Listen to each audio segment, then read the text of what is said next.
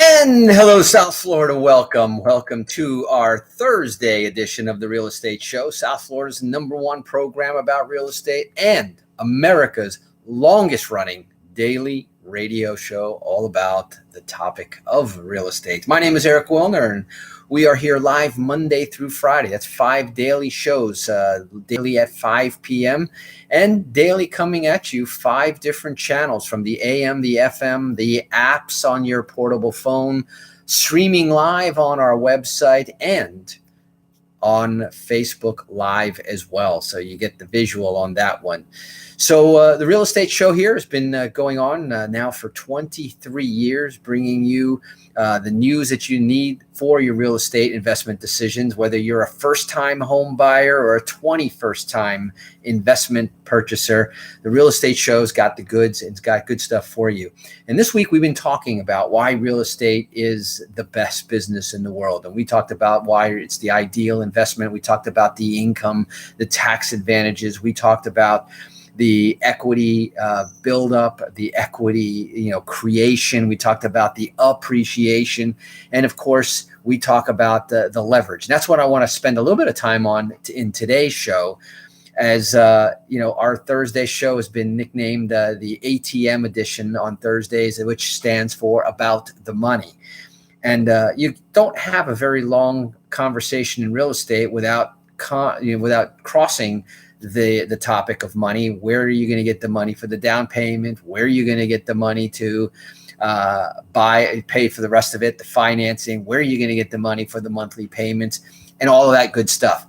So obviously with the whole pandemic going on, the conversations of the moratoriums, the conversations of the evictions, you name it, money comes up in that conversation. We're going to spend some time talking about that.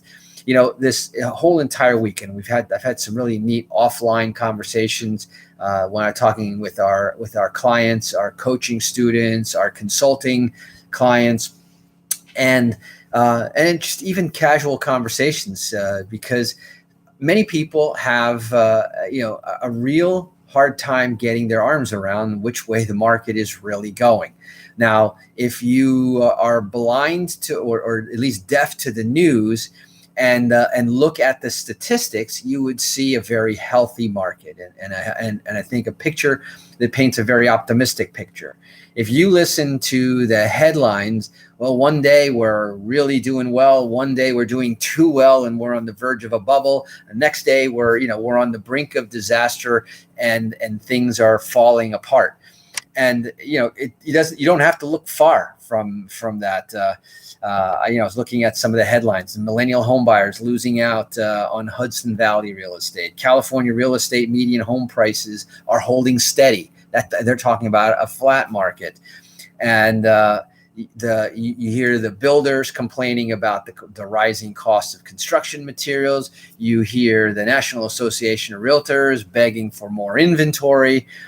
And if you take a step back and, like I said, look at the statistics, look at some of the overall factors. One of the things that I have been talking about, not just during the pandemic, it's been for the last several years. I said, there is a new demographic. The baby boom generation really fueled the real estate market. It is what caused the market to hit that bubble. But at that time, there were a lot of, shall I say, loose or irresponsible guidelines in the lending department. And it started from Wall Street's incredible ability to raise lots of money to lend in real estate. So much so is that they had to keep loosening the guidelines to be able to get the money out in the street. That is not the case in the last 10 years. And, I can't stop talking about the fact that we have a much stronger borrower base. In other words, those people that got loans for the last 10 years, first of all, if you had loans for longer than 10 years, that would be a pretty stable borrower just by definition if they're still in the property. If you have a borrower that got a loan in the last 10 years, you know how difficult it's been to get a loan. the necessity to verify income, the necessity to show proof of where the down payment comes. I mean, they've been dotting their I's and crossing their T's. The pendulum always swings, too far. So we went from a very loose underwriting environment to a very tight underwriting environment. But today, I think, you have a much more moderated, so you don't have the crazy, overly creative, or what at one time they call the toxic loans that were out there. Those don't even exist and haven't been in existence for over 10 years. So this week we've been talking about the strength of the market in the view of a growing demographic force, the millennials. We've talked about the market in the face of a shortage of inventory, because during those 10 years, there was virtually no new inventory created or built. And so as the market came out of that in 2012 and 13, you started to see the real estate market recover, but still no construction. And you didn't see real construction start happening until 2019. And even now you see a pace of construction that doesn't keep up with the pace of added demand that's coming into the marketplace. So then you look at, well, what's on the horizon? Let's put the headlines and everything aside, and let's look at the numbers, and let's look at what's going on. You've got this whole pandemic situation, which still is this uncertain gray cloud over the marketplace. Which way will it go? Will it be another variant? Will it be another lockdown? Will it be more difficulty? The real estate market so far has shrugged most of that off and adapted to it. And in fact, if anything, real estate has shown to be why it's so important. It is, one of the fundamental human needs: food, shelter, and real estate is in the shelter business. One of the reasons why, again, that I gave, that real estate is one of the best businesses to be in, because you can downsize, you can work remotely, but where are you working remotely from? Well, it's in your house that became your office, which became the classroom, which became the gym, which became really your sort of living environment, your own personal pod. And so now there's a much greater importance on space, amenities, functionality, and of course, back to the good old adage of real estate: location, location, location. And that's why you're seeing that migration towards the Sun Belt areas, and why you see the popularity of areas like Florida, no income tax. You've got Texas, a very business and capitalistic friendly environment. You've got the climate that the southern states offer, which is much more pleasant than 6-8 months of winter. So when you add all of those things, you see that there is a rotation going on in the real estate market. And if you pay attention to that and follow the numbers, then you're going to make the right decisions. So yesterday, for example, we were talking about the percentage of first-time home buyers and how important that is. And they now represent between 33 and 40% of all purchases are first-time home buyers. Interesting, and I gave some of those statistics in yesterday's show when we were talking about how a lot of finger pointing is saying that the investors are picking up properties too fast.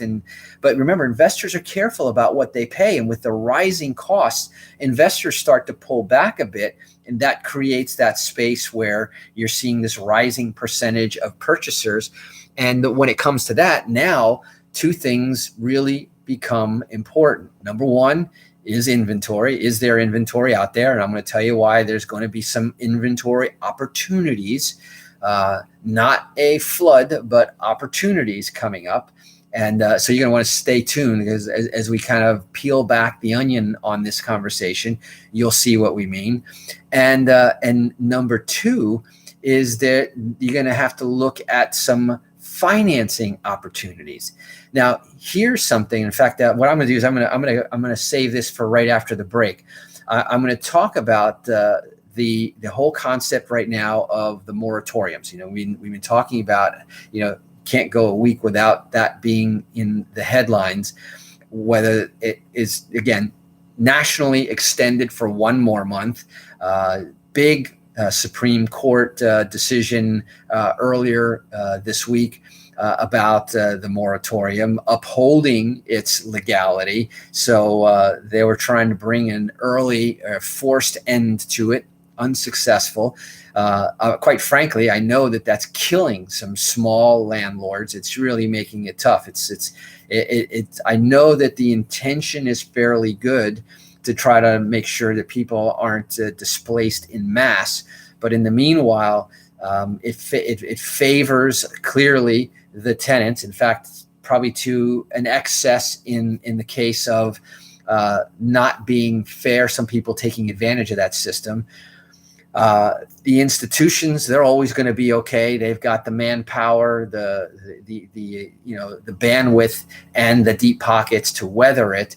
But it's the little guy in between that's really getting squeezed. And so, and then you've got the folks that are in the forbearance right now that are sort of in this gray area. I'm going to tell you that, of course, the government is going to try to create, and that's why they've been extending the moratorium, as good of a soft landing as possible when they lift these artificial supports. But what I'm going to tell you right after the radio show break is something that should perk up a lot of you listeners, and you're going to want to pay attention, because this may be one of the big parts of the solution to avoid what's not going to happen, the tsunami of foreclosures, because there are going to be solutions implemented. Like I said, there's investors on the sideline. There's lots of reasons why there is unlikely to be this terrible tsunami, unless there's something that we're not even talking about in the headlines right now, or even on the radar, that would disrupt the entire economy. But right now, as far as real estate goes, I think we're on pretty good footing. Will we continue at the breakneck appreciation paces that we're at now? No. But and in fact, I'll even tell you that you should hope for it to slow down, because that would be sustainable, which 14-15% statistics are not. Anyway, let's go ahead and take that break. You're listening to The Real Estate Show. My name is Eric Willner. I'm your host. We'll be right back right after these words.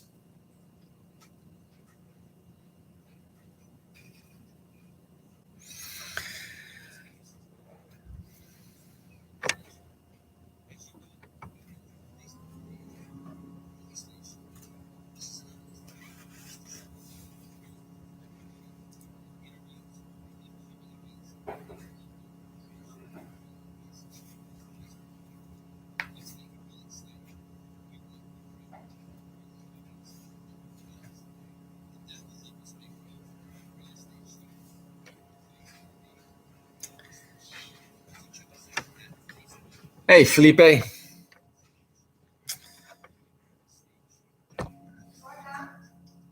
Today's real estate market is full of questions. Eric Willner and Capital One Group LLC have the answers. Call today for a no-obligation consultation and get the facts. 888-595-7779. That's 888-595-7779. You'll learn the safe and simple approach to buying income-producing real estate. And you'll find out how to get the right real estate investments for your specific investment objectives. What a week. What a week. Cutting-edge mortgage and financing products. Be sure to ask about free property management on select investment properties. Call today for your no-obligation consultation and get the facts. 888-595-7779. Toll free. 888-595-7779. This is The Real Estate Show, brought to you by Capital One Group LLC in Boca Raton, with your host, Eric Willner. If you have any questions about the broadcast, call toll free. 888-595-7779. Okay, we're coming back.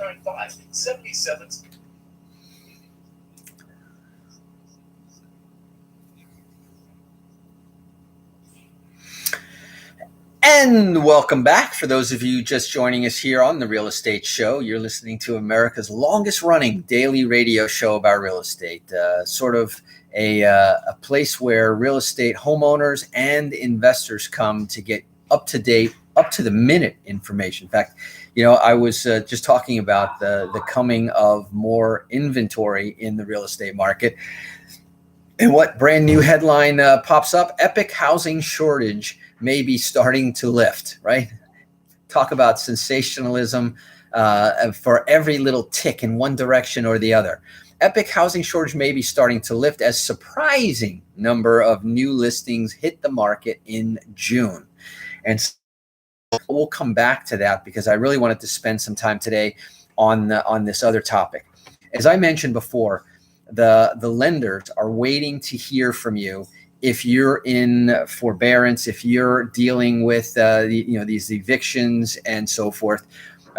They have programs that they obviously would rather get the loan to be in a performing status again.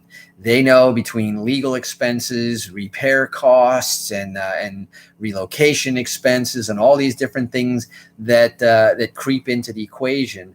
If they can save the loan, they will. But on the other hand, remember that if there's equity in the property, then their willingness to cooperate is inversely proportionate to the amount of equity that you have in the house. If there's no equity in the house, you'll find out that they're going to put you on the back burner because there's no sense in coming after something where the collateral is there but not in excess. Whereas where there is collateral plus a lot of equity, the banks are more inclined to act quicker because there's a windfall, there's a profit in that foreclosure, and that's purely a business decision. It is what it is. They didn't create it. It happened in the course of what they were doing. But just be aware that that's the situation. So you want to stay especially on top of properties with equity. The next thing, as I mentioned, that if you have the communication with the lender, then you're going to be able to negotiate and work out some sort of a payment program. And most lenders are influenced right now by the government, so this would be the time to contact your lender and find out what you can do. If you're uncertain about how to do it, if you're afraid to do it, then you want to give us a call and we'll help you out. We've been doing that for over 2 decades. Through the Great Recession, we dedicated a whole department and literally did hundreds of these modification negotiations, short sale negotiations, you name it. It was literally a full-time job for a number of years, especially while there were no new mortgages being originated, just trying to fix and solve all of those problems. Now, remember, this is the second time around. So last time it was a huge, overflow and something new. Today, this is not new. They are now set up for managing a portfolio of foreclosed properties. They are now set up for even doing the rehabs on the foreclosed properties. And they're now more open to having it part of their business and their assets, because once they foreclose, it becomes an asset for them. But one of the things, and this is good because I saw this happening back in the day when affordability was an issue. It was around. And then, of course, with the Great Recession back in 2008, you could have any loan that you wanted, any exotic type of loan, as long as it was a fixed 30-year loan.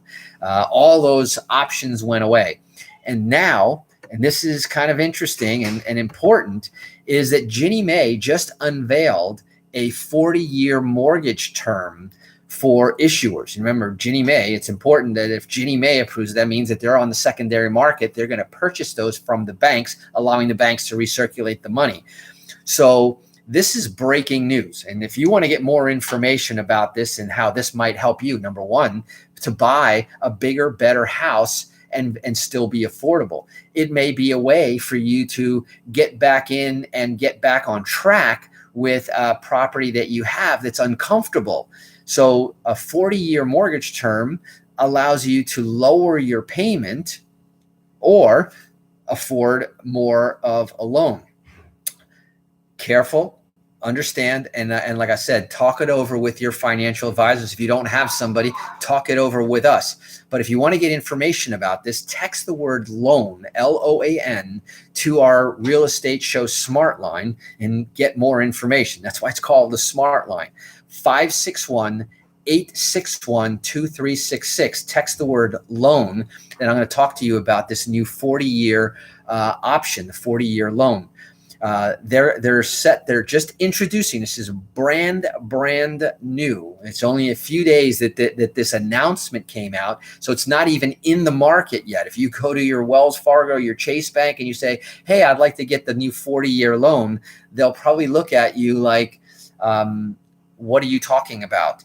But text the word loan to 561-861-2366, and I'll get you more information. Now, only modified loans with terms greater than 361 payments, less than or equal to 480, it's in the box, 480 monthly payments, but there's no loan amount restriction.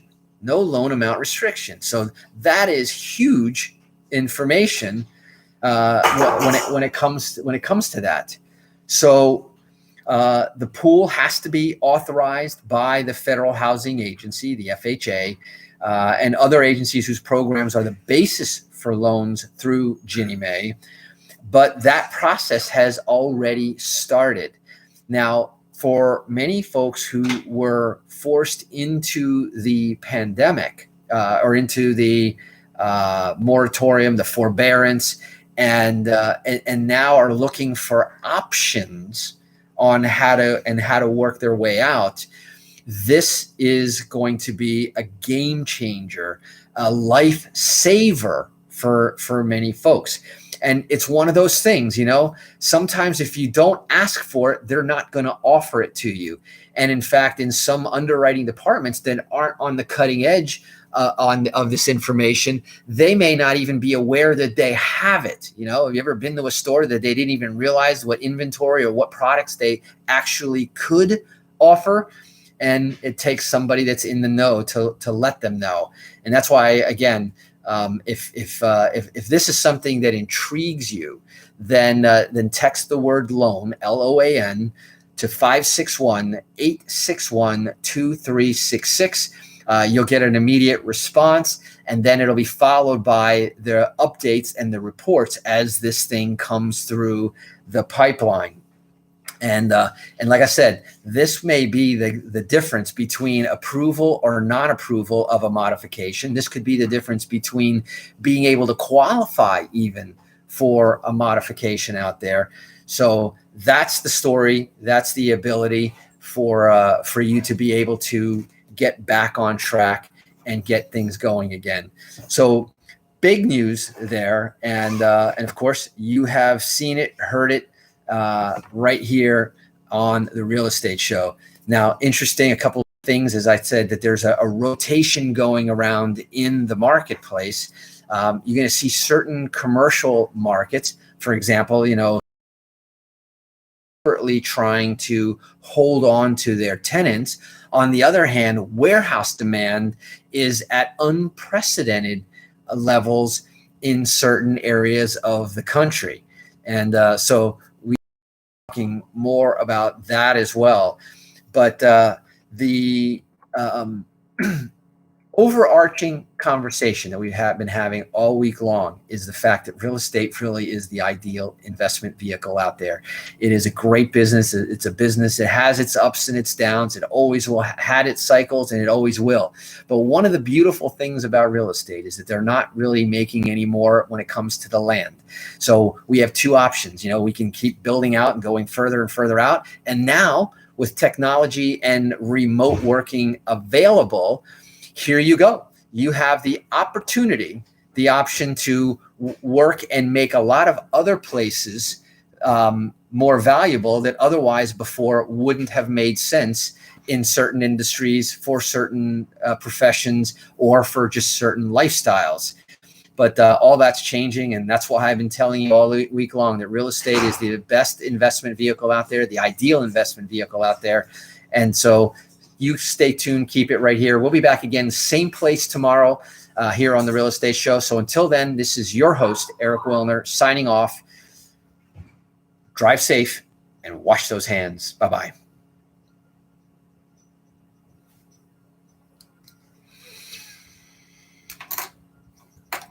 All right. Thank you. Brought to you by Capital One Group LLC in Boca Raton. Eric Wilton and Capital One Group LLC are available to.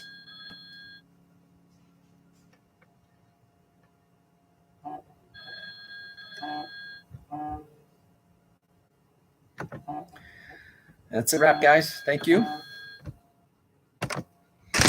Felipe, Robin.